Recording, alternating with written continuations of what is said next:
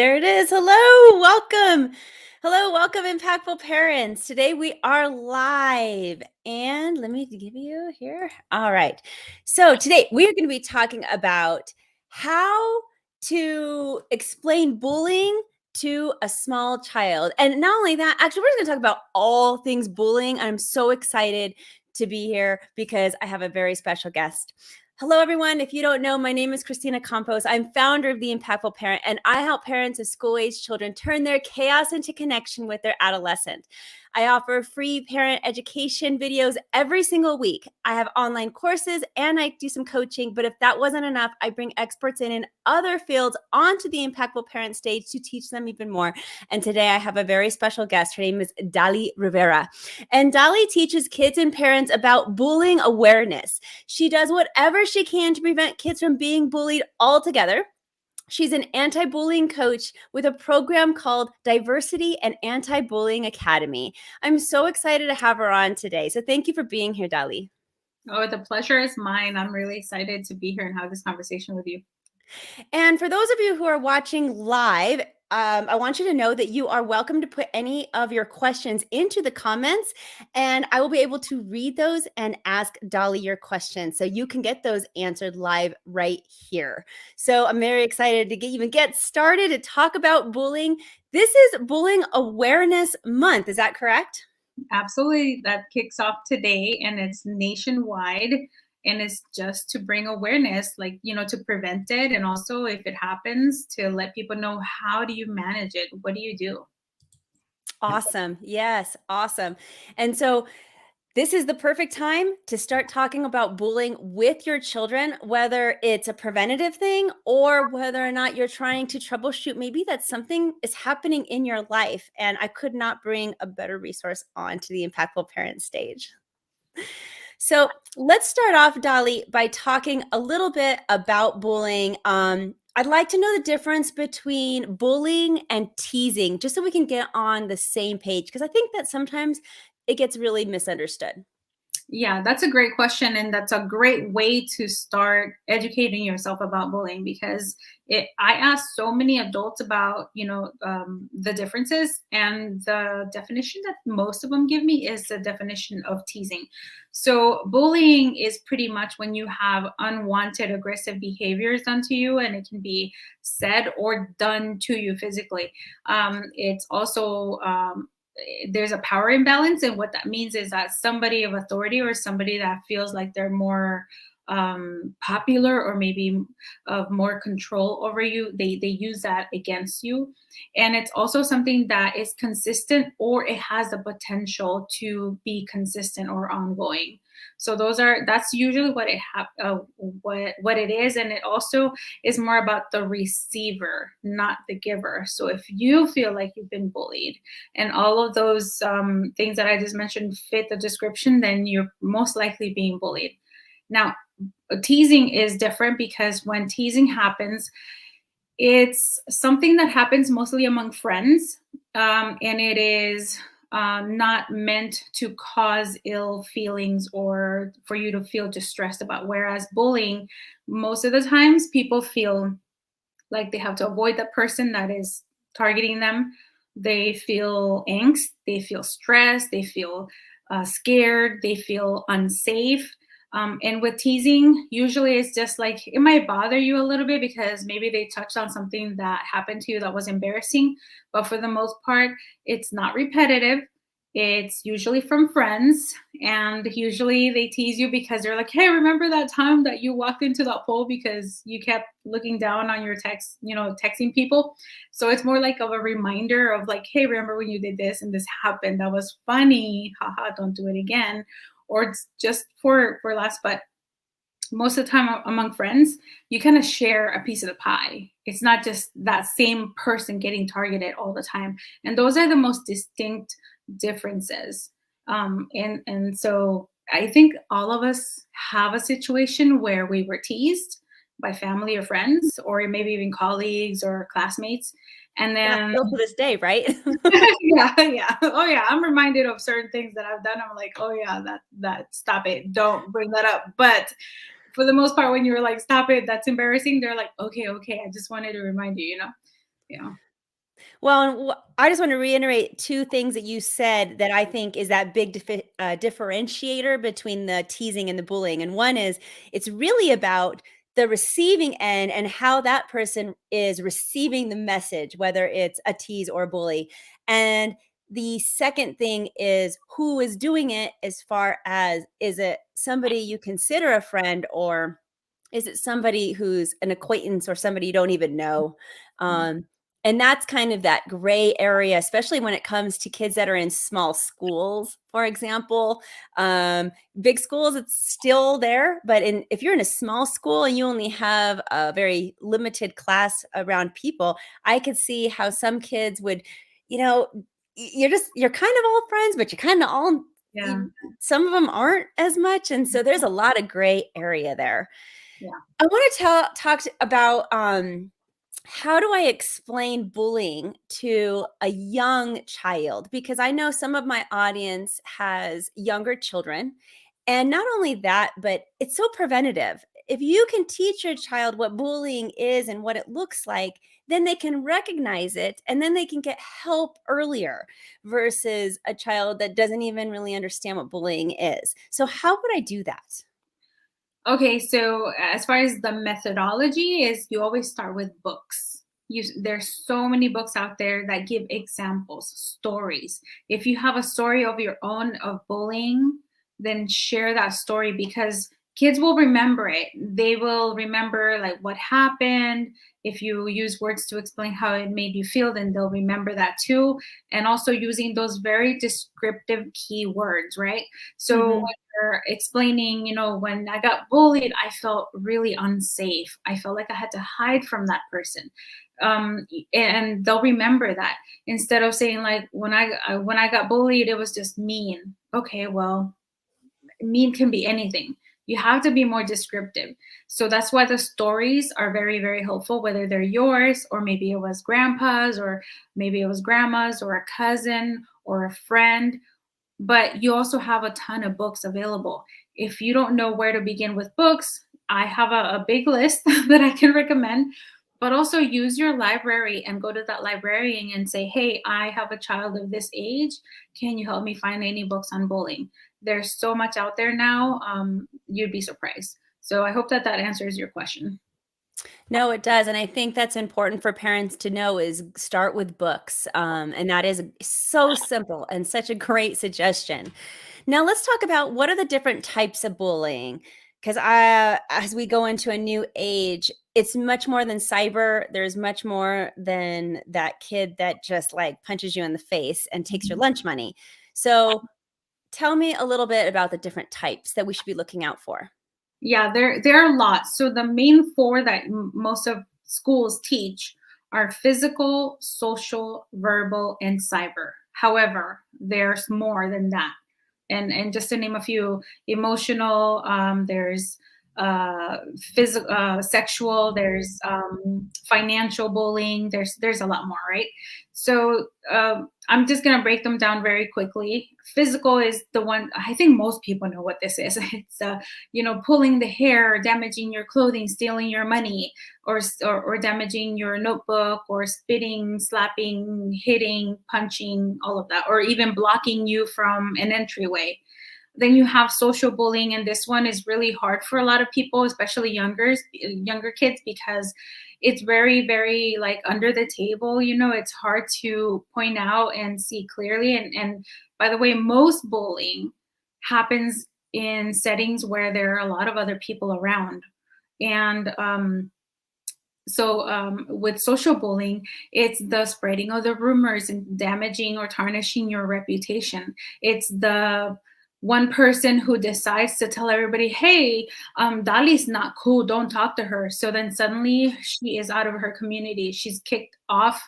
She's no longer part of the tribe or the community. So she's been isolated from her community. And, one example I can give you where I've seen this so much is when you have a birthday party in a classroom, and the birthday child's like, everybody, there's a party at my house. Everybody's invited except so and so. And then something else happens and it's like, hey, everybody, I have a Halloween celebration at my house. Everybody's excited and invited except so and so again. Or like we have recess and everybody goes outside and they pick their teams because they're going to play softball. Everybody picks their teammates except that one person again. So it's repetitive in different forms where that one person is always excluded because they're not fast enough or they're not cool enough or they're just not like, don't talk to them, they're snotty or they are crybabies or whatever. So that is what social bullying is. And then you have verbal, which is the insults, but it's not always just the insults. Sometimes it's those unspoken mannerisms that we have, like Give me an example. like the passive aggressiveness, or like the ignoring that you're even there or that you said something, not acknowledging you all the time. That is actually part of verbal and a little bit of social bullying too, actually. And it's very common to see different types of bullying being done to people. It's not always just one type. So the verbal bullying can also be like belittling, like saying, oh, you're not the sharpest tool in the shed, are you? Or, oh, you're so pretty for being fat. Or you're really quick for being so tiny, and like the put downs. So that's verbal bullying. And then of course, cyberbullying, there's many within that too. Like, well, the insults or catfishing or the cyber stalking, like the always saying, oh, I see that you just went to Starbucks. And it's creepy, right? It's like, why are you watching me so much? Or like, oh, I just saw that you did this. I'm gonna, tell everybody that I found out this about you, like exploiting you and also revealing some things about you that you wouldn't want anybody else to know. So that all of that is part of cyberbullying. I mean, we can go into in great more detail because it's not just one blanket like action or there's so much more. There's so many different ways that it can be done. So those are the Definitely lots of gray area. And I yeah, want to clarify, could your friend bully you? absolutely. Absolutely. And you know what? That's one of the reasons why so many kids do not report it, because they're like, but that's my friend. So, one of the things that I like to teach is the difference between a friend and an acquaintance, because that is confused so much, especially when kids are very, very little. And I came to the realization that we need to educate kids about this, because my child came home one day when she was in kindergarten and she was really sad, and she said, well, my friend doesn't want to be my friend anymore because there's a new friend. And she said she's going to be friends with her now. And she said, I don't know what I did wrong. And it really broke my heart, because I was like, you did nothing wrong. You've been in school for like a month and a half. This is not your friend. Yeah. This is just a classmate, an acquaintance. So she learned that word when she was 5. She learned what an acquaintance is. I And love that. That's a great suggestion, though. From very young, as soon as your child is school age, going to school, it is a good conversation to have with them, even if you're dumbing it down to like a very simple level of where they can just understand it. yeah. And just recently, a parent told me that her little boy, who's in first grade, went through the same thing. So I told her, just sit him down, talk with him, and tell him, hey, that's a classmate who happens to be an acquaintance. An acquaintance, this is how you can break it down to kids, okay? Especially the little ones. A friend is somebody who doesn't make you feel bad, who doesn't insult you. They cheer you on, and then when you fall down, they help you get back up. They don't laugh at you because you've fallen. That's what a real friend does. If a friend, a so-called friend, is saying that you're mean or they're making you feel bad, they're doing all of the opposite of the good things, then that's not your friend. And then also, your friend is that person that you feel so comfortable with that you invite them to your birthday party. An acquaintance, they'll stay in the classroom. You don't cross those boundaries. An acquaintance, you hang out and you play recess time, or you work in teams with them, but you don't invite them into your private life. because that's a little more sacred to you. That's a little more special. So only really special people are the ones that become your friends. And usually kids get it when I explain it that way. I love that. That's really awesome. I'm going to reset the room for just a second. Just say, if you've just coming in to join us, we're talking all things bullying. This is Bullying Awareness Month, and I happen to have a bullying advocate here. Her name is Dali Rivera. And if you're watching this live, please put your questions into the comments. She'll be able to answer them live right here. Anything that you might have to ask. If you're watching the replay, you can comment with the word replay. You can even ask your questions there, and I can always forward them to Dali to see what she has to say. Because she's become a good friend. I really appreciate you. Me too. And by the way, I just want to say that I'm on Clubhouse, and so is Christina, and we are going to be doing a monthly parenting room. So there's Yes, that we too. are. And Yeah. Clubhouse is an app that's out there. If you don't know, it's a social app, but it's somewhere between, let's say, a radio and like a podcast kind of app. If you're interested, you could find Dolly and I both on there. Yeah, And you now I know, want to talk to you a little bit about that gray area of bullying. I know from being a parenting coach that a lot of times kids will befriend the bully because it's so much easier to join them than it is to be against them. It's also a way for them to kind of secure that they're not going to be the one that's going to be bullied, right? And I see this all the time with people that I talk to, with parents and families that I have. And it's always very disheartening to me. But I'd love for you to comment on that. Any suggestions you would have if you have for those families who they see that this is happening? Like, why are you friends with that person? It is so infuriating as a parent. Like, why are you friends with that person? They are whatever, they're doing this, and the kid is, they don't say it out loud because I don't think they sometimes even realize what they're doing. But it's a much more of a, it's easier to let's join them instead of being against them. So yeah. how do you help your child in that situation? So that's a very good point, because of the, if you can't beat them, let's join them. And it's also called the going into survival mode, where you just end up joining them. And so, oh man, there's so much about this. The number one thing that you can do to combat bullying is actually building up your child's confidence. I know that is like, oh, whatever. Oh, that sounds easier than that. You're right. But there's so many small things that you can do at home to build up your child's confidence. Number one, role modeling. Role modeling is key, because if they see you taking crap from somebody, but then you're not defending themselves, they're not going to know, because you're not giving them an example. They're also not going to feel confident that if they stand up for themselves, that you're going to back them, because they're like, well, they wouldn't understand. They've never done it for themselves. So how are they going to understand me? The other thing is giving them small challenges often enough so that you can start seeing that confidence build up. Like when they share an opinion, never shut them up and say, oh, that's not good enough, because you're like dimming their light, right? When you are at the grocery store and say you want to find out what the price of an item is, encourage your child to go to the teller and say, hi, how much is this? And they'll be scared. They'll be like, oh, that's so scary. I don't want to go ask, because my children have done that in the past.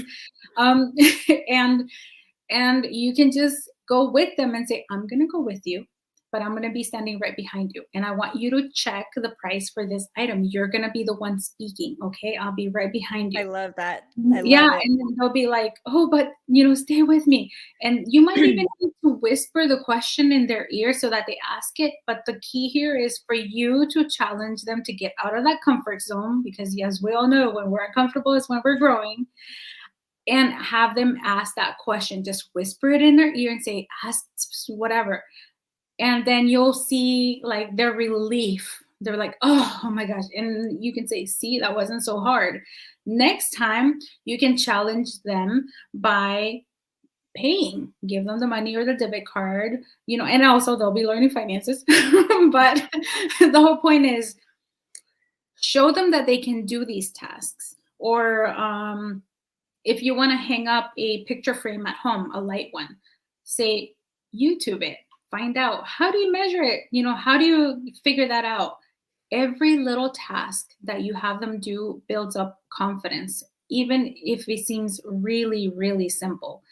And most of all, the power of them to use their voice. If they're very, very scared at first, have them do some breathing exercises. Like one that really works and a lot of professional speakers do is where they take in 3 deep breaths and you count up to like 5 as you inhale, and try to count out 10 seconds as you exhale. It actually slows down your heart rate and it helps you calm down. And when they speak, encourage them to have a level tone and not too loud, but not shouting either. Because sometimes you can get really scared and speak too loud or way too low. So all of those little things. And if they need to rehearse with you, then rehearse with them, role play. Until a child actually does something, that's when they'll be able to excel on it and build on it. Reading about it is great and watching it, but until you execute the action, they're not going to know. They're not The going to know. role playing I Yeah. have found is absolutely key. Whether it's in this bullying situation or whether they're nervous about just about anything, teaching your child to role play is it's so valuable. There's nothing like it.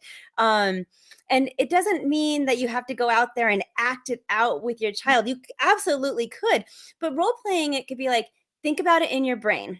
Mhm. And what are you going to do? I do this very similar, or encourage it with my parents, with their teenagers when they're about ready to go to a party. Like, before you even step out the door, what are you going to do if somebody offers you blank? Yeah. And like, and you help them think about what they're going to say. What are they going to do in that situation before they even walk out the door? They're role playing it in their brain. They're thinking about what response, because you don't want them to spontaneously think of the response in the moment. Instead, you want them to say, "Oh, I've thought of this before." And then the response is more seamless. There's a higher opportunity for success in a peer pressure situation. And it could be same thing with a bully. What are you going to do if they come up to you and they threaten you tomorrow? What's going to be your action plan? Mhm. And getting them to think about that, just it could change just about everything. Just, it prepares your child and gives them exactly that confidence that you're talking about. And even if it doesn't give them confidence, at least it's one step closer to getting them to do the right thing that they needed to do, which is so hard when they're having to think about it all on their own. Mhm. Yeah. Yeah, Yeah. definitely.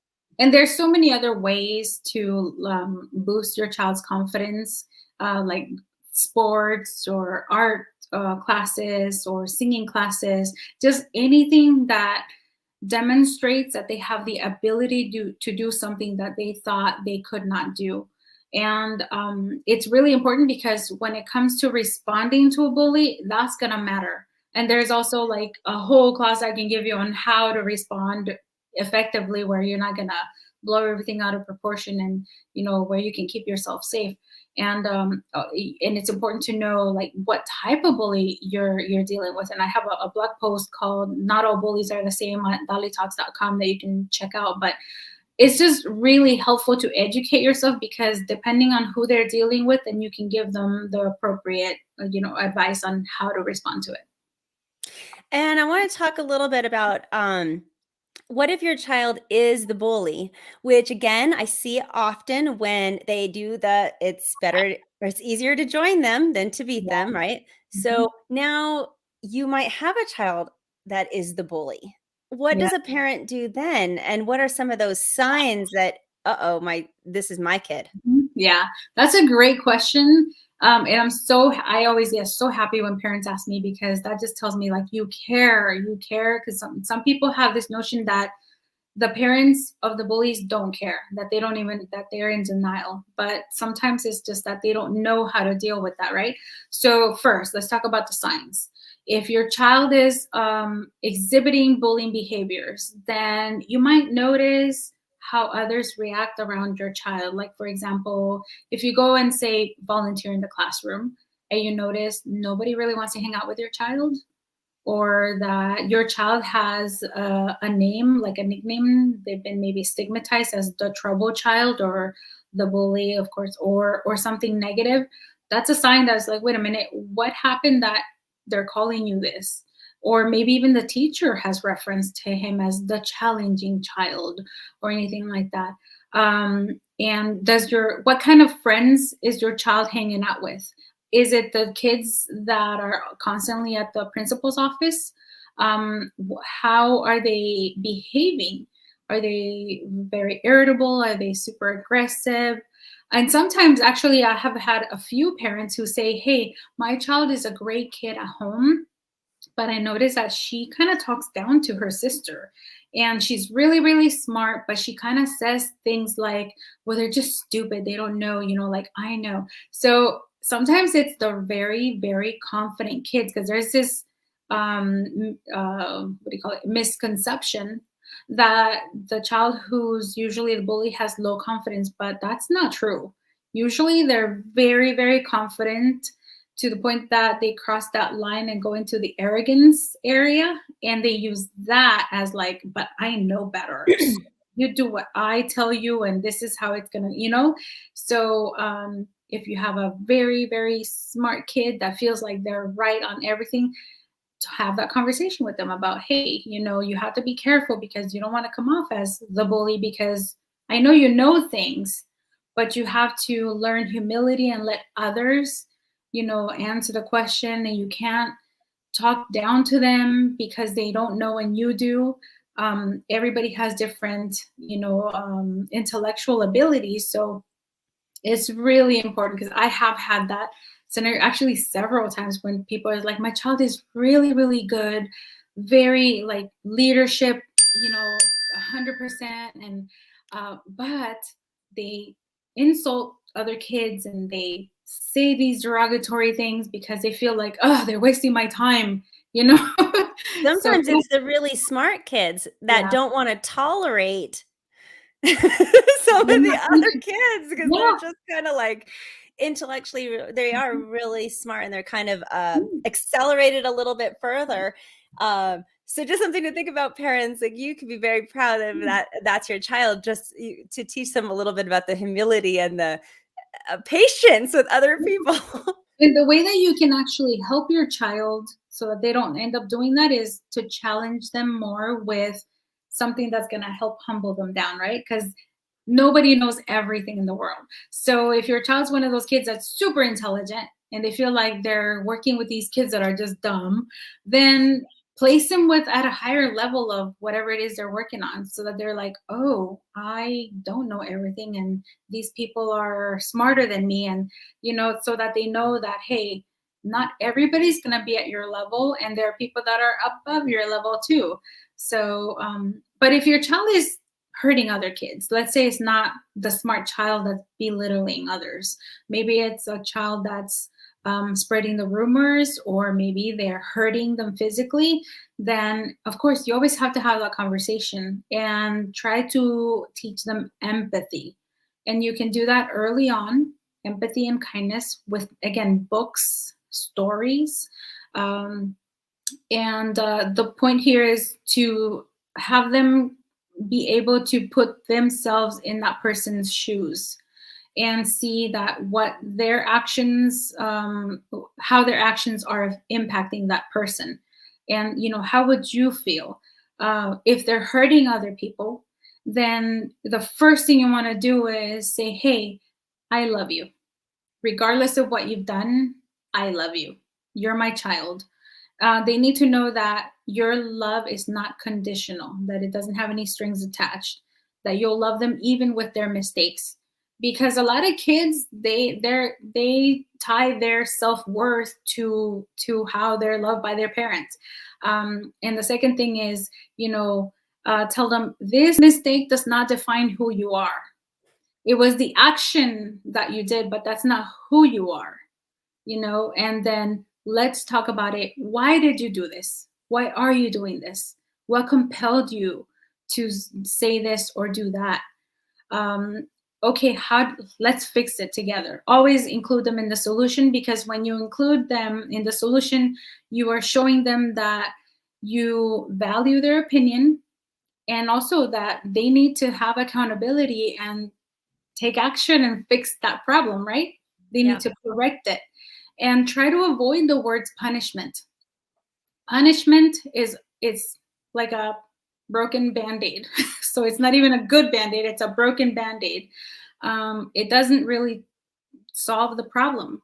So what you want to do is take corrective action. You know, a lot of schools, and this bothers me so much, that we're like, oh yeah, we're going to discipline them, they're going to receive a punishment. No, they need a corrective action, because there was an action that needs to be corrected. And that's what the solution needs to be based around. So just watch your words, because kids will take it to heart, whatever you say. And if anything, just like always tell them, you know, you made this mistake, and I still love you. And that helps them understand empathy, genuine love, and that they're worth still like helping, because kids, they're very vulnerable. They're trying to find themselves, they're trying to figure out how to position themselves so that they don't get bullied, and so that they don't get abused, and you know, all of that. So Yeah, I remember. I mean, it's in the elementary school years, even high school years, it's kind of a game. Is you find your place, and it's about keeping that place, and survival mode. Even in that, a lot of our kids are living that survival mode, even just social survival mode, yeah. keeping their status and whatever. I would like to go back to if your child is the victim, and if you hear that your child is being bullied or you suspect it, mama bear is coming out. Like, here goes mama bear.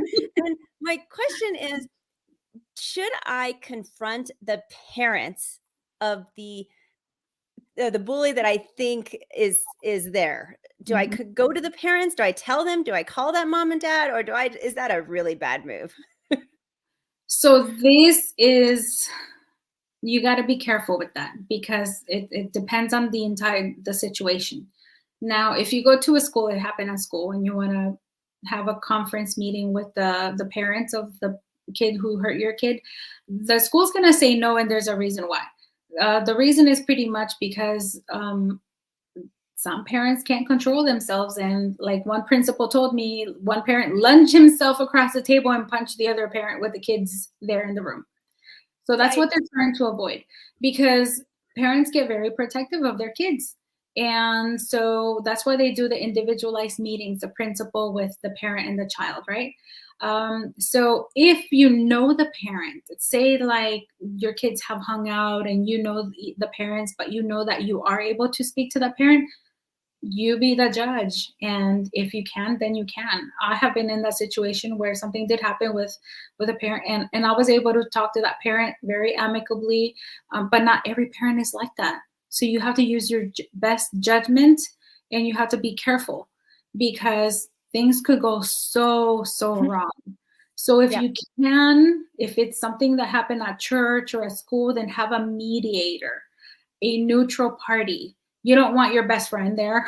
You don't want, like, you know, your father, you know, you want a neutral party to be there in the meeting. Now, like I said, in the schools, it's very rare that you're going to get a meeting with everybody there because of those liabilities.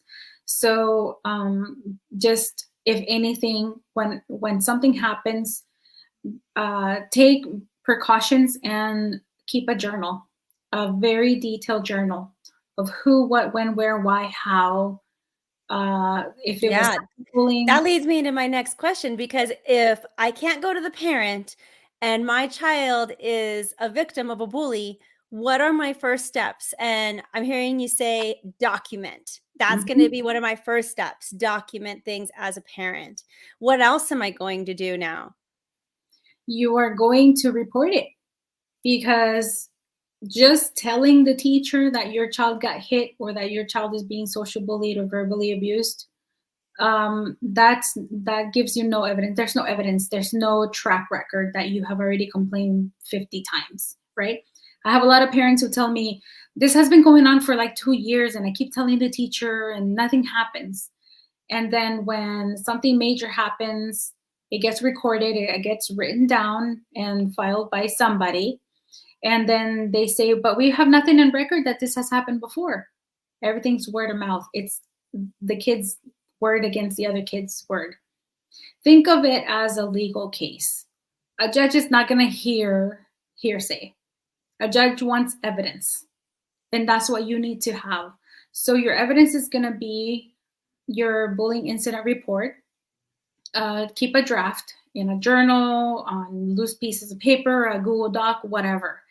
And seriously, like if you don't even know the timeline, then say it was on the weekend before Halloween during lunchtime. There you go. You have a timeline.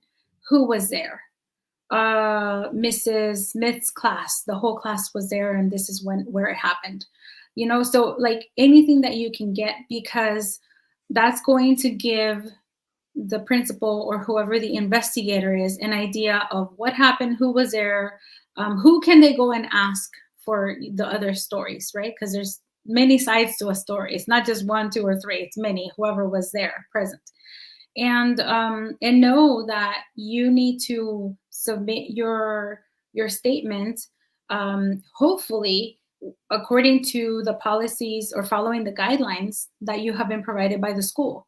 And a lot of parents do not read those guidelines because they're boring jargon. It's like policy number ABC, number, whatever, dash B. But in there, you're going to find the school definition of bullying or assault or whatever. And then you're going to find keywords that you can use in your argument, your statement. And when you submit that statement, please ask for the solution. Don't just say this and this and this happened. You need to do something about it. No, you need to be more specific. You need to ask, what do you want done? And go based off of what the school can offer, which is in those guidelines. A lot of parents don't read them. And it's important that you do, because if it's not in those guidelines, they're not gonna comply, because the schools have to follow certain policies just like any other institution. So you got to be smart about it. And that's one of the things that I do with parents. I help guide them, and I read all those boring policies and I break it down to them, because I know that parents, we have a lot going on, who's going to sit down and read every single one, especially when it's like long jargon that you're like, oh my God, what? I just read that 5 times. I still don't know what it means. And that perfectly leads into, before we end, I would love to know, excuse me, I am tongue-tied there for a second. I would love to give you the opportunity to tell the audience a little bit more about what you do and where they can find you, because you are an amazing resource. Oh, thank you so much. Yeah, everybody can find me at Dali Talks anywhere on social media. That's my handle. And at dalitalks.com. So I have a lot of free resources aside from the posts online. I have a newsletter, but I also do one-on-one coaching, and I have a lot of recorded courses that parents can enjoy on their own leisure. I also go to schools. Actually, I go and I do workshops for the parents, and I always go to the parents, because the kids are being taught, in my opinion, not as in depth as I would wish they would get bullying education. But for the most part, they're getting the education. So I work with the parents, because the parent needs to know everything, even more than the child, because you are who children depend on. You are the ally. You are the one that they are going to feel safe with. And if they know that mom and dad got their stuff straight and they know their stuff, they're more likely to come to you and say, hey, mom, dad, this is what happened to me. Can you help me? So dalitalks.com, and you can book a free 30-minute call to see if we're a good fit. And then hopefully we'll be working together. So thank you so much. So I'm going to make sure that I leave your website in the notes down below from wherever you're watching this video. So that'll be the website. Dali Talks is DaliTalks. So Dali Talks, and I am just so appreciative that you are here tonight talking to us about this, and what a great way to kick off Bullying Awareness Month in October. Absolutely. Thank you so much for having me. And parents, if you would like to become a more impactful parent, please check out my website also. I'll make sure I leave that in the notes down below.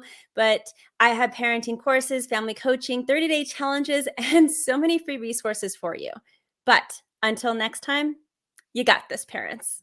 We're just here to help. Everybody have a great evening.